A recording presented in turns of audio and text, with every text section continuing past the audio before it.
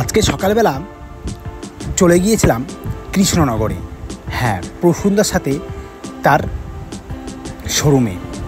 যাই হোক, উনি একটা গাড়ি গ্যারেজে দিয়েছিল ঠিক করতে বা সার্ভিস করতে, যেটাই বলেন না কেন।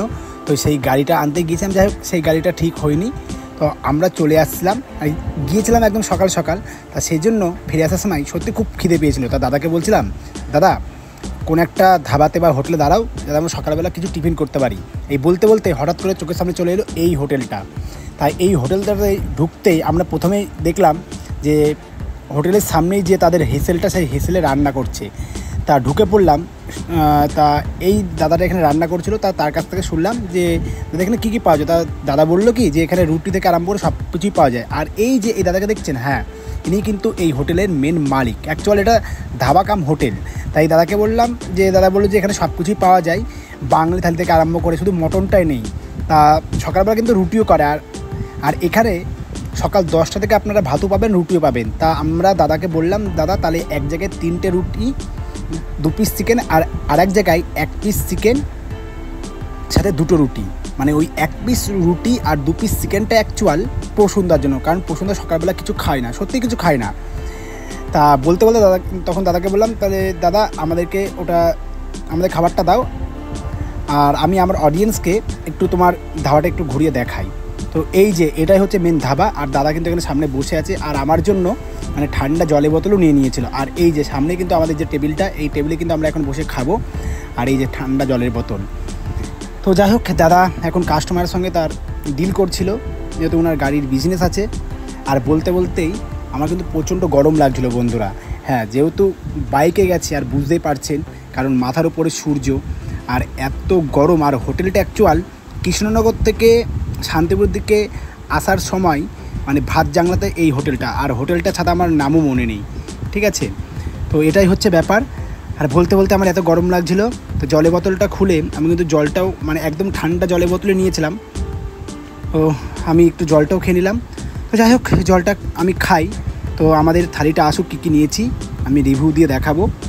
আর হ্যাঁ, এখানে কিন্তু একটু দাম বেশি। আর এখানে আরেকটা কথা বলে দিই, যারা আপনারা এখানে মানে বাংলা বা দেশি বা বিদেশি মানে বুঝতে পারছেন, এটা কিন্তু সেটাও আছে, আপনারা চাইলে কিন্তু খেতে পারেন না, যদিও আমরা খাই না। মানে এটা যারা খায় তাদের জন্য। আর জানেন তো যে এইসব কিন্তু স্বাস্থ্যের পক্ষে ক্ষতিকর খেলে। আমি সবাইকে প্রেফার করব না, আপনারা চাইলেও কিন্তু সেটা খেতে পারেন, সেটা আপনাদের ইচ্ছা। খাবার চলে এসছে, এই হচ্ছে খাবার, ঠিক আছে। আর এই চিকেনের সাইজ এইরকম, আমি 2 পিস নিয়েছি, ঠিক আছে। এই যে 2 পিস, পুরোটাই লেগ পিস। আর একটা মনে হয় বুকের একটা মাংস দিয়েছে, এদিকে আলু ছানা দিয়েছে। আলু ছানাটা আমি একটা কথা আমি অ্যাকচুয়াল লোক, আমি হাতে মাখানো জিনিসটা আমি খাই না, তাও কী করতে হবে। আর এই যে এরকম মোটা 2 পিস, 2টো রুটি নিয়েছি, আর এদিকে পেঁয়াজ আছে, ঠিক আছে। চলুন আমি একটুখানি এরকম ছিঁড়ে প্রথমত এই যে এইভাবে নিয়ে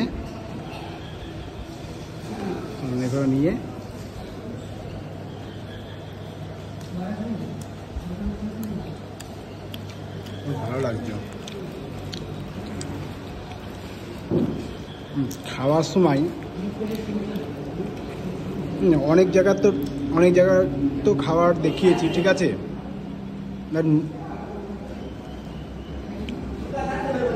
নিজস্ব কিছু কিনে খাওয়ার মজাটাই আলাদা। দেখবেন আমরা যখন ব্লগিং করি না, ঠিক আছে, লোকের হোটেলে গিয়ে মানে অল্প অল্প করে খাই, মনে করি যে খুব ভালো লাগে, কিন্তু সেটা না, কোনো সময় খাওয়া যায় না। দেখবেন যখন নিজের টাকায় কিনে খাবেন না কোনো হোটেল থেকে বা কোনো জায়গা থেকে, তখন পুরোটাই খেতে ইচ্ছা করবে, কারণ নিজের টাকা তো না, বাপের টাকা বা নিজের টাকা নিজে ইনকাম করে খাচ্ছি, তখন খাবারটা আলাদা লাগে, তখন পুরোটা খেয়ে নিতে হবে। চলো এই যে খাওয়া যাক।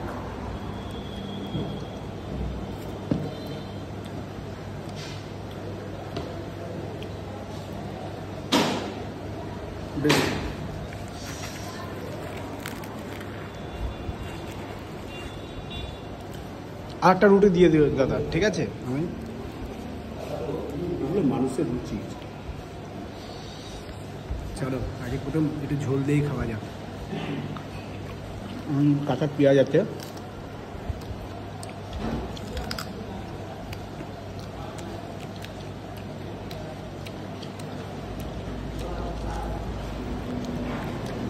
এক পিস চিকেন তাহলে 8 পিস চিকেন নাও,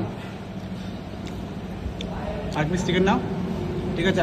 আর একটা রুটি নাও। আর এখানে আর একটা বলে দিচ্ছি, আরে খাবো রাজার মতন খাবো, ঠিক আছে। আর এদিকে এবার একটু রুটি, এই আলু ভাতেটা নিয়ে খাওয়া যাক।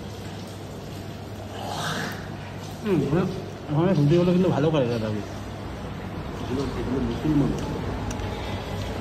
আর এরা হচ্ছে ওই জাতের রুটি। যাই হোক চলো একটুখানে এবার একটু চিকেনটা খাবো। এই এবার চিকেনটা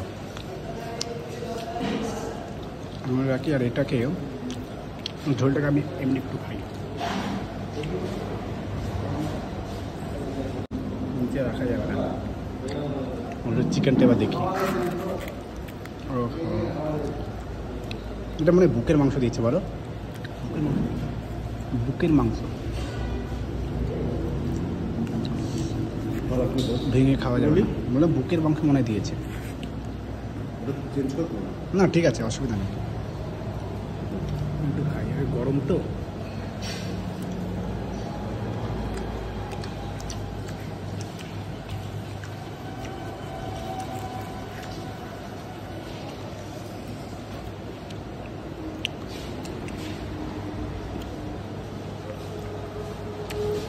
দাদা দাদা এখানে একটা রুটি আর একটা চিকেন দিয়ে যাও।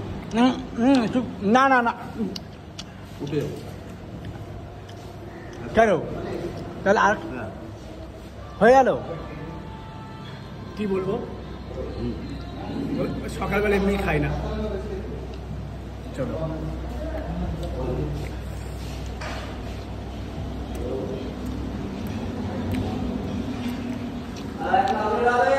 চিকেনটা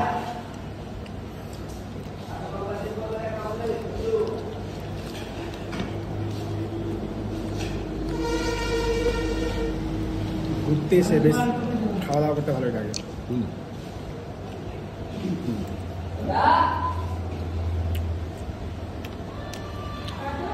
এই চিকেনের সাইডে দেখুন, ঠিক আছে। একটু আলু ভাতের এমনি খাই।